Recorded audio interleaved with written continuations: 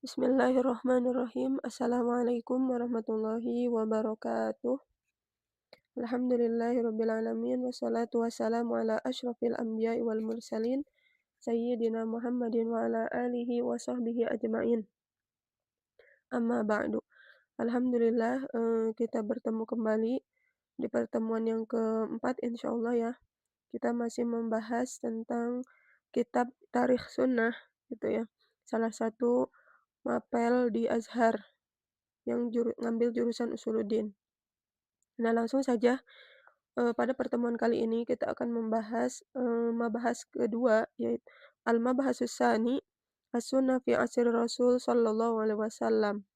Kita akan tahu bagaimana sih sunnah atau hadis di masa Rasul Shallallahu Alaihi Wasallam. Bismillahirrahmanirrahim. Tamhid al-maqsud bi ahdin nabawi Shallallahu Alaihi Wasallam. Nah, kita tahu bahwasanya, apa sih yang dimaksud dengan Ahdun Nabawi? Bagaimana sih ketika masa Rasul Shallallahu Alaihi Wasallam? Wal maksud bi ahdin nabawi huwa zamanun wujud Rasul Shallallahu Alaihi Wasallam baina sahabatihi. Yang dimaksud dengan Ahdun Nabawi adalah di mana zaman ketika Rasul Shallallahu Alaihi Wasallam masih ada, masih hidup di tengah para sahabat.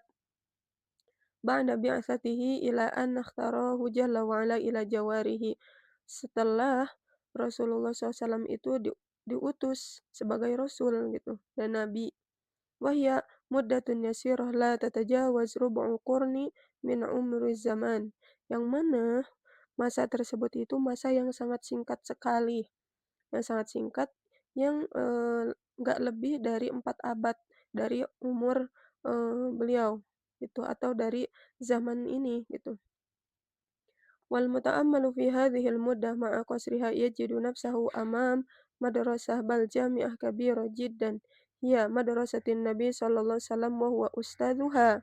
Nah, ketika walaupun apa tuh namanya masanya sangat sempit, walaupun Rasulullah itu hidup 63 tahun ya dan diutus ketika umur 40 berarti 23 tahun gitu ya. Tapi Rasul itu, dapat mendirikan, tidak hanya madrasah, tapi jamiah di sini ya, jamiah yang kabirah, suatu pendidikan yang sangat besar, yang mana itu adalah madrasatun Nabi. Beliau itu dapat mendirikan pendidikan-pendidikan yang sangat kuat gitu. Dan siapa gurunya? Yaitu gurunya itu Nabi SAW sendiri. Bal ustadzul basyariyah jami'uha. Tidak hanya ustadz bagi jamiah tersebut, tapi dia itu guru bagi semua bashar di dunia ini. Al-Auhad wal Murabbil Amsal, yang mana dia itu pendidik yang sangat patut kita contohi. Wassahabah ridwanullahu alaihim hum tullabuha. Dan siapa murid-murid Rasulullah itu adalah para sahabat itu sendiri. Wa mawaduha, dan apa yang beliau ajarkan itu Al-Qur'anul Karim wa sunnatul musyarrafah. Nah, Al-Qur'an dan As-Sunnah. Wa idza kana ulama'u tarbiyah al-haditsa yaqulun innal amaliyata at-ta'limiyah yanbaghi an taquma ala anasir salasah. Nah, dengan itu ulama-ulama, tarbawi atau orang-orang pendidikan itu ya, apalagi di zaman sekarang ini bilang bahwasanya ketika kita ingin mendirikan suatu pendidikan, suatu lembaga pendidikan, maka harus ada 3 ini, apa, yaitu ustaz, gurunya, kedua thalib, murid, ketiga maddah. Apa yang akan kita ajarkan gitu. Fahatta nuhitu ba'dun minal ilmi an hadhil madrasatil kabirah yanbaghi lana an nulqiyal daw' ala hadhil anasir ats-tsalatsa. Nah, ketika kita ingin mendirikan suatu lembaga yang besar, maka kita harus perhatikan 3 unsur tadi. Hatta yatahaqqaqa lana al-hukm wadih wal natamakkan min ma'rifati muda najahi tilkal madrasah al-kubra. Nah, sampai atau sehingga suatu madrasah tersebut itu, mencapai kepada, yang kita inginkan, wadih dan jelas suatu pendidikan tersebut. Apa yang diinginkan oleh sekolah tersebut. Wa miqdarul ifadah wal istifadah min tilkal maddah. Dan, apa tuh namanya, kita juga tahu bagaimana, yang akan thalib ambil manfaatnya dari suatu lembaga tersebut? Atau apa sih yang akan didapati oleh seorang thalib ketika, belajar di suatu lembaga tersebut gitu? Allati kanat mawdu'ud dars wal bahs wa huwa sunnah. Nah, yang mana ketika Rasulullah SAW mengajar, yang dibahas dan yang dipelajari itu adalah sunnah itu sendiri. Wa fi dzalika yaqulu al-ustadz ad-doktor Muhammad Ujaj al-Khatib, "Wa la yatahaqqaqu lana hadza illa bi dirasati syakhsiyatil mu'allim wal murabbi." Nah, bahkan menurut Doktor Muhammad, Ujaj al-Khatib ini, suatu lembaga itu tidak akan terrealisasi kecuali dengan pengajaran seorang muallim dan murabbi, harus ada gurunya. Jadi ketika kita belajar, itu harus ada gurunya. Wa tafa'ulihi ma'a maddatihi wa risalatihi wa 'alaqatihi bitulabi wa tafa'ulihim ma'ahu. Dan harus ada tafa'ul, harus ada interaksi antara murid dan guru. Wa mada tajawaba ha'ula'i tullab ma'a murabbihim wa ma'a maddatihi. Dan selain, interaksi antara guru dan murid, maka harus ada pelajarannya apa yang mereka bahas gitu, apa yang mereka bahas. Lina'rifa min khilal hadzal fa'idah al-ilmiyah at-tarbawiyah allati januha wa tatma'innu ila masirul ilm alladzi talaqahu wasyariku fi tatbiqihi. Sampai sehingga ketika ada guru, ketika ada murid dan ada pelajarannya, maka akan mencapai realita atau mencapai target yang kita targetkan gitu. Sehingga, apa tuh namanya, ilmu yang kita inginkan itu sampai gitu dan paham. Dengan itu maka harus ada guru, murid dan, pembahasan yang dibahas. Wa idza natawaluna anasir tilkal madrasah al-'azimah bi syai'in min at-tafsil la yasa'ana al-maqam wa dzalika. لإحاطة كل عنصر بأرقى درجات الكمال وسنوجز القول فيها على النحو التالي. Nah, kita di sini akan mengetahui bagaimana sih Rasulullah ketika itu mengajar. Ya, ketika mengajar itu seperti apa. Sehingga kok bisa ada para sahabat itu yang dia ahli dalam hadis, ahli Quran, ahli fiqh, falsafah dan lain sebagainya. Itu dalam satu orang gitu. Dan, alal aksar sahabat-sahabat Rasulullah itu faqih dalam semua ilmu, semua bidang. Nah, bagaimana nih, cara Rasulullah mengajar para sahabat? Nah, di sini, awalan al-ustadzul madrasah wa murabbiha, wa huwa Rasul sallallahu alaihi wasallam. Jadi yang menjadi guru secara langsung para sahabat itu adalah Rasul sendiri. Wa qad tamayyazat samatatu syakhsiyah wa mu'ahhalati tarbawiyah bimizatin katsirah. Jadi, Rasulullah itu sebagai guru itu menjadi salah satu, mumayyizat tersendiri dalam, pengajaran, punya metode sendiri. Taj'aluhu jadiran bi an yakuna fa'idan yuqtada bihi, sehingga itu membekas dalam, diri para sahabat. Wa yuhtada bi aqwalihi wa af'alihi wa min ahammil mumayyizat allati tamizu biha. Nah, dengan perkataan dan perbuatannya itu menjadi seakan-akan hidayah bagi para sahabat itu sendiri. Oh, kayak petunjuk, kayak ilham, kayak gitu. Dari perbuatan dan perkataan Rasul itu. Dan apa mumayyizatnya? Pertama, karena Rasulullah itu sumu khulqihi sallallahu alaihi wasallam. Akhlaknya bagus gitu ya. Wa mahma hawala an yasifal insan darajatal lati wasala ilaiha rasul minal khalqil karim wa sulukil mustaqim fala yastati'ul ihata bidzalik. Kalaupun kita ingin menyamakan seseorang di zaman sekarang yang akhlaknya seperti akhlak Rasulullah, maka itu enggak ada satupun yang sama persis. Karena saking mulianya, bahkan, khuluquhul azim, ya kan, khuluquhu kalau Quran gitu, al akhlaknya itu seperti Al-Quran, mhm.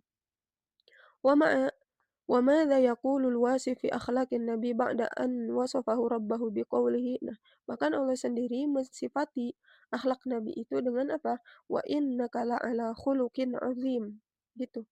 Wa ba'da an wasafatuhu Ummul Mukminin radhiyallahu anha hina su'ilat an khalqihi faqalat inna khalaqan nabi sallallahu alaihi wasallam kana al-Qur'an. Bahkan Ummu Aisyah pun Ummul Mukminin Aisyah radhiyallahu anha pun mensifati akhlak Nabi itu seperti akhlak Al-Qur'an, saking mulianya gitu ya. Ba'atha litayammum makarimil akhlaq falamma yakun sallallahu alaihi wasallam fahishan wala mutafahishan wa kana Rasul sallallahu alaihi wasallam yaqulu inna khiyarakum ahsanakum akhlaqa. Nah, sehingga Rasul SAW sendiri itu bersabda bahwasannya, "Aku itu dipilih kepada kalian untuk menyempurnakan akhlak kalian." Jadi Rasulullah itu dipilih untuk umatnya, itu untuk menyempurnakan akhlak kita nih sebagai, pengikut Nabi SAW. Wusifa bil hilmi fakana asyaddu haya minal adza fi khadriha. Beliau pun disifati dengan al-hilm. Mmm, Hilm itu, eee, lembut gitu ya. Bahkan asyaddu haya, pemalu juga. Wusifa bil hilm fa idza kariha syai'an urifa fi wajhihi wa idza surra istinara wajhahu. Nah, disifati dengan al-hilm, penyayang atau pemalu itu, bagaimana kita tahunya? Nah, di sini mu'alif menyebutkan, jadi kalau ada sesuatu yang tidak disuka oleh Rasulullah SAW, maka kelihatan dari wajahnya. Jadi Rasulullah tuh nggak langsung bilang, "Aku nggak suka ini, aku marah," nggak marah-marah dan lain sebagainya, enggak. Rasulullah itu, cukup kita melihat wajah Rasulullah, maka kita tahu, "Oh, ini Rasulullah lagi marah nih. Oh, Rasulullah ini lagi senang," dan lain sebagainya. Wusifa bitabassum. Nah, suka, senyum terus juga Rasulullah. Fa idza sarra istinara wajhahu hatta ka'annahu qit'ah qamar. Sehingga sampai-sampai di sini disifati bahwasanya ketika Rasulullah senyum itu seakan-akan atau qamar itu potongan-potongan bulan. Saking senyumnya Rasulullah itu indah gitu ya. Wa kana ashabu ya'rifuna dzalika minhu. Wusifa bis salamatis sadar. Apa tuh, lapang dada juga. Falam yuhqidu ala insan qattu li nafsihi bal ma ghadaba sallallahu alaihi wasallam li nafsihi illa an tantahika hurmatullah fayantaqimu lillahi bihi. Saking lapang dadanya Rasulullah itu ya, Rasulullah itu nggak pernah punya iri, dengki, hasad dan lain sebagainya.